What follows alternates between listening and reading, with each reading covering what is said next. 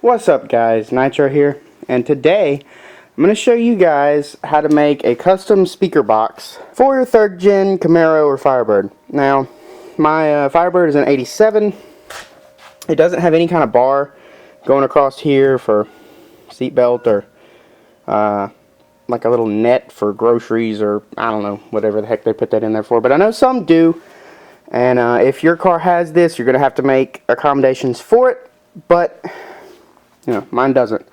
So I have one Kicker 10-inch sub, 2 Pioneer 6x9s, and I want to make one box that I can put right here in the middle that takes up less space than these guys do. The speaker compartments are going to be sectioned off, compartmentalized, like on themselves. So right now I like the sound quality of having, a speaker box, and then a sub, and they're all sectioned off.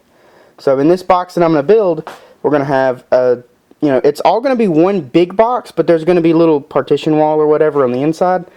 And we're going to build it out of this 3/4 plywood here. And you don't have to use 3/4, but it's what I have, and it's free. So I've got a lot of it, probably too much, but we'll see. And I'm going to go ahead and draw out the design that I've got in my head. Y'all can look at it, and I kind of get an idea.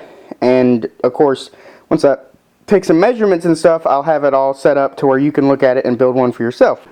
So the floor is going to be 12.5 by 28.5, and the reason for this is 3/4 and 3/4 is 1.5 inches. So if you add 1.5 to 12.5 and 1.5 to 28.5, you get 14 by 30. And since we're going to tack on the side here, the front here, and the back here, and the floor is going to be in the middle of all that, it will gain all of that extra size and become our full dimensions here. And so the front needs to be 3/4, or no, 3 1/4 by 30 inches. The back needs to be 30 inches by 6.5. And the reason that it's 6.5 instead of 6 1/4 is because the tallest point is going to be 6.5, and then you'll bevel the wood on a table saw if you have one. If you don't, it's going to be hard to make this complex shape. 6.5, because you'll bevel it, and we're probably going to cut off close to 1/4 of an inch to maybe 3/16 of an inch of wood whenever we bevel it. So the short side should be really close to 6 1/4, so they should match up nicely, but the top will be 6.5. And then whenever you add the 3/4 inch plywood, it won't be quite 7.5. It'll be close. It'll be 7 1/4 or so, but you get the idea. And so then we go to the sides, and they will be 12.5 from front to back, 3/4 at the front edge, 6 1/4 at the back edge, and then the top will be 30 by 14. So we're basically going to make like a drawer looking thing first, and then the lid will be last. Alright, so I have cut out all of the rectangular-ish pieces, the top, the floor, the back, and the front. It's kind of hard to see because the wood is dark, but you can see all the pieces there. So the only thing left to do are the partition walls to separate the 6x9 compartments and the sub, and the sides. So basically, how I did this is the partition walls are going to be 3/4 of an inch shorter, top to bottom, front and back edge, than the sides. And our sides are 6 1/4 here and 3 1/4 here. And so just subtract 3/4 of an inch, you get 5.5 and 2.5, right? Yeah.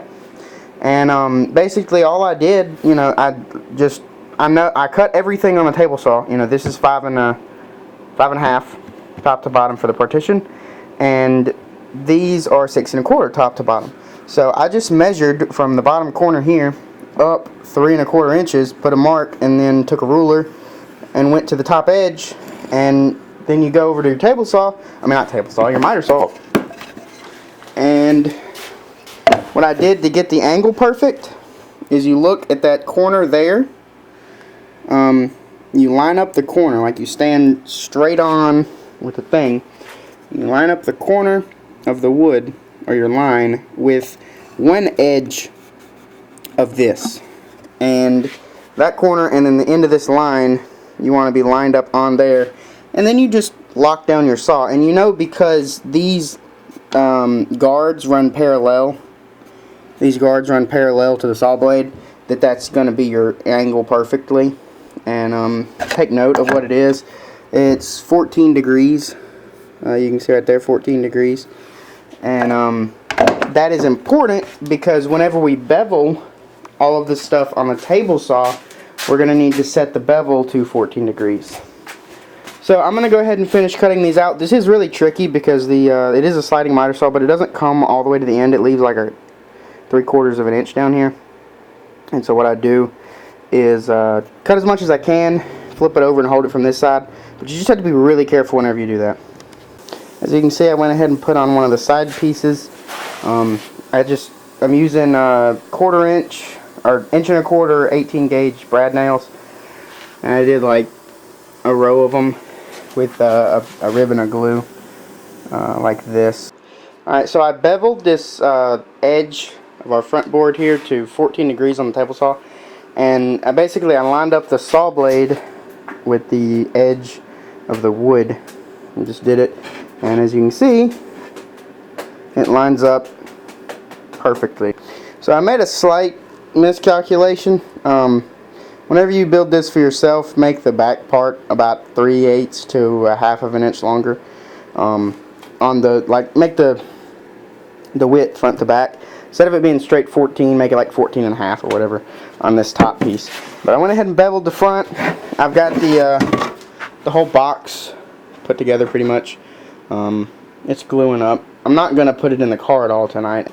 Okay, so this is the top piece. This is actually the top side. I sanded it so I could make some marks on it. And it is 30 inches left to right. So I measured to 15 and drew a line down the middle. Basically, just did dash marks every couple inches. And then I went 5 inches to the left and to the right of that. I just took my steel ruler and put it on the 5 on the middle mark. Did a mark at 0. Did a mark at 10, and just did that every so often because the diameter of this total thing is like 10.5, and so I can use these marks, like I should have done a little bit farther, but I can use them to get this basically centered. Okay, so you can see down in there, the box actually has a channel in it, and so I've got to build that in because I want to maintain our audio quality. So you can see the channel. You can see down in there. That's what we got to make. That's like 1.5 inches wide. All I got to do is put one piece of wood right there that doesn't span the length, and we'll do that after we get our partitions mounted. So that channel, the partitions will probably be like right here, and the channel is going to have a hole here out the back. And then it'll have a board that runs along here and has about 1.5 inch, 2 inch gap beside the next partition. So our speaker is going to sit here, and if you noticed, there's a big hole that's cut in the floor for the back end of the speaker to set in. I'll make a cover that goes there. It might be a little hard to see, but I did trace a line all the way around the perimeter, this edge of the speaker with it upside down, and lined up, and I eyeballed it.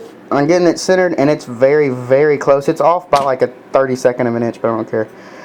And then I measured 10.5 inches because that's the diameter of our circle, 2 different directions to get the center, and I put a little pinhole with a drill bit, small drill bit, and right now I'm going to use that pinhole to put a screw in, and I'm going to make a compass because this is how big the outside diameter of this is, but I mean, you can see there's a good 3/4 of an inch. You know, there's a good 3/4 of an inch before that bottoms out, and our speaker has to have a ledge to sit on, so that's what that is. And so what we're going to do is, instead of drawing a line and trying to cut it with a jigsaw like that, we're going to make a compass, and we're just going to make it out of a piece of wood, drill bit, and a screw and a Sharpie or a pencil or whatever you're going to use. So basically the way that you do this is you want to measure from your center point, which is our pinhole, all the way to where we're making our line at, which is this mark. So I'm going to measure that.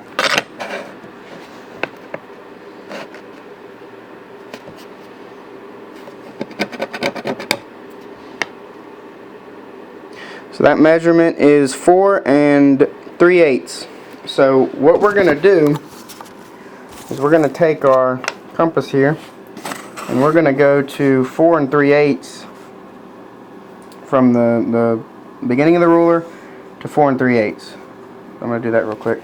Alright, so here I've got my mark that is exactly 4 3/8 of an inch.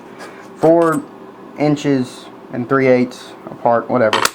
And I'm going to put a small-ish hole on the small end here, and that is going to be where we're going to run a screw in.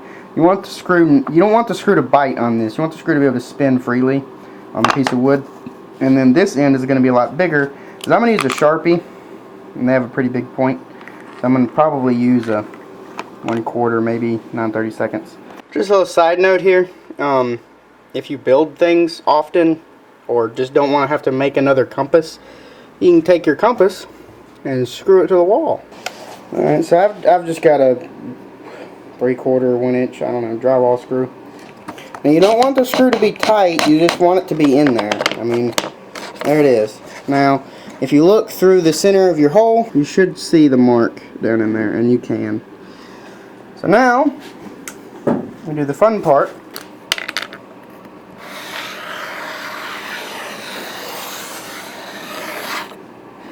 Boom.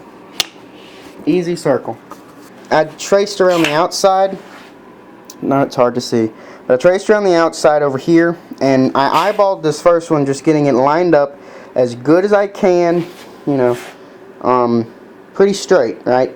And then this other one, I set it over here and got it eyeballed, looking at it as closely as I could get it to this, and then I measured, 2 simple measurements. I went from the bottom to the edge of the wood, from the side to the edge of the wood, and with this sitting on here before I drew any lines, I made sure and measured the bottom to the edge and the bottom to the edge to the side. And if those two are the same here as they are over here, then this 100% will be exactly lined up just the same. So to get the inner oval out of this that you're going to want to cut out with a jigsaw is going to be a little trickier, and I haven't figured out how to do it yet. Okay, so literally about 5 seconds after I just turned the camera off saying I haven't figured out how to do it yet, I figured it out. I'm just that good. So basically we've got our outline here, and I've got this little piece of wood, you know, just a simple scrap piece of wood. I stuck it up on here because, like I said, the mesh is going to be like the edge of our shelf, and this area here is like about how big the shelf is, because that's the whole point of this cover, is to cover up the ugly edges of the stamped metal and the ugly parts of the speaker you don't want to see. So I literally just sat this piece of wood on there, took a Sharpie marker and marked, you know, I eyeballed down, marked that at the edge of this line, and then I took it and I put the Sharpie. You can see where I put the tip of the Sharpie right here. And I held the Sharpie and the piece of wood with 2 hands, and I slowly went around, keeping the line of the Sharpie on the wood lined up with the graphite line. And I know it's not perfectly round and whatever, but you don't need it to be. It's just a guide for you to do while you're using the jigsaw. It is now the next morning, and I went ahead and cut out the hole for the right side 6x9. Or left side, whatever it is. I made a slight mistake. You can see through it. Alright, so I've fixed the problem. So you can see here where our screw holes are going to line up. This is the good one. All I did was I just I came to where, see, this is the original line that it wanted me to follow. This is the original line it wanted me to follow here. And I came to that and I literally on both ends just went down from the middle about a 1/2 of an inch and then made an ellipse or semicircle, whatever.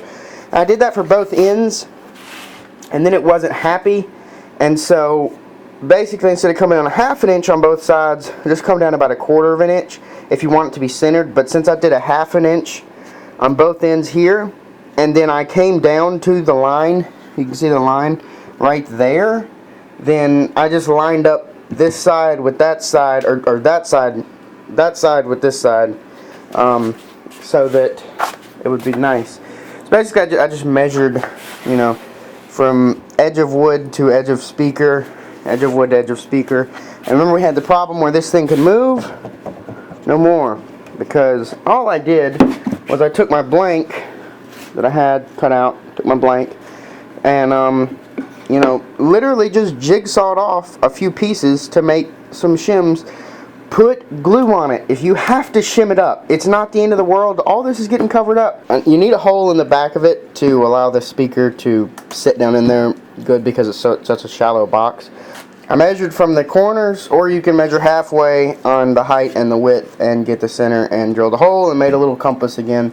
And I just did like, I don't know, 5-inch diameter or whatever. So I'm going to cut that out with a jigsaw.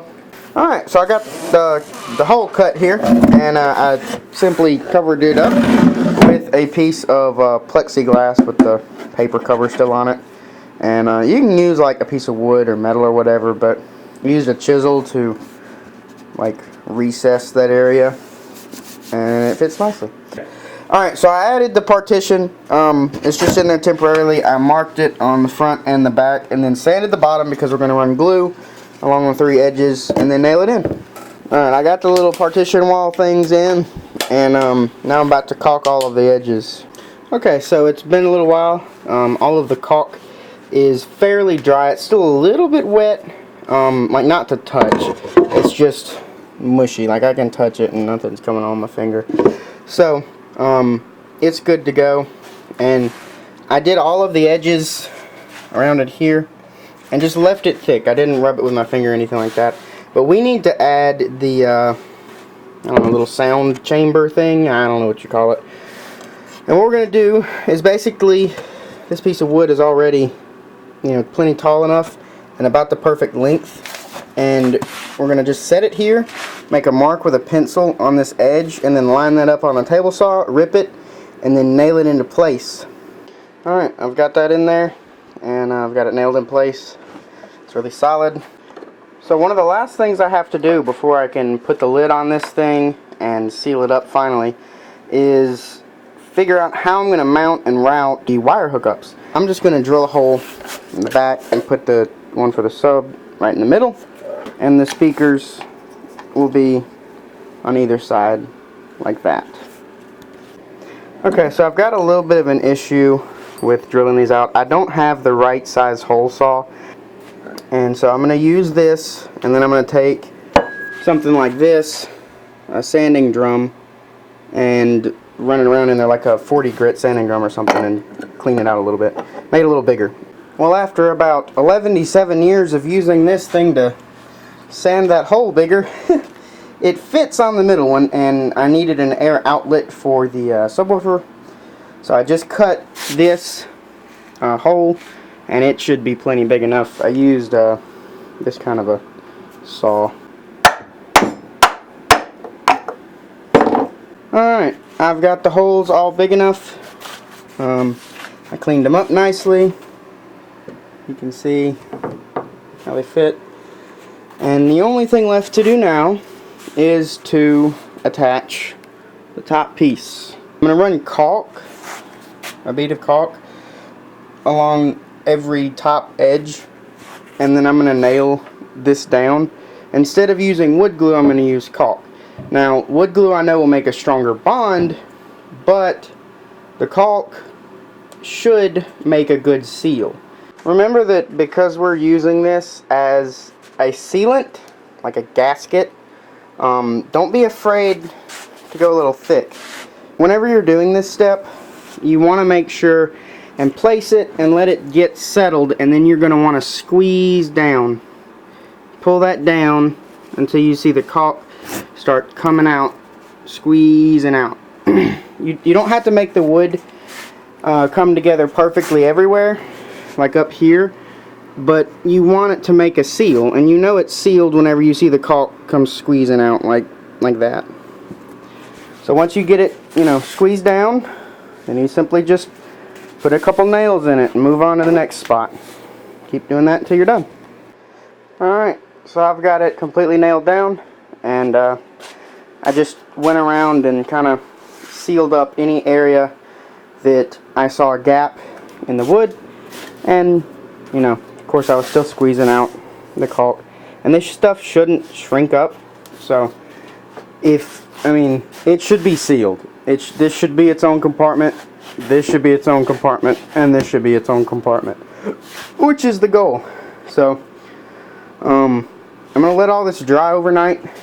Alright, it is the next day, and all the caulk is completely dry, and I've got all of the plug-ins, whatever you want to call it, got all of them put in. The box is very solid, got all the wires in there, sitting and waiting.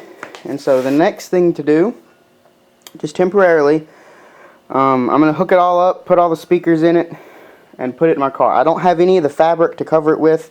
I'm going to go to a fabric store and get some stuff like this. You know, it's just real thin, carpety stuff that they use for covering speaker boxes. Well, I got the box out of the car. It's been a couple days, and I took all of the fittings out of it. All the speakers are out of it, and I'm about to cover it with this black material. I got it. It was like $6.99 at this fabric store called Joann's per square yard, and I bought 3 yards of it because I did the math on what the surface area of this thing should be, but it's like, I guess they sold it to me as a yard as being 2 layers thick, which 1 layer is good enough. You know, I'm not going to do 2.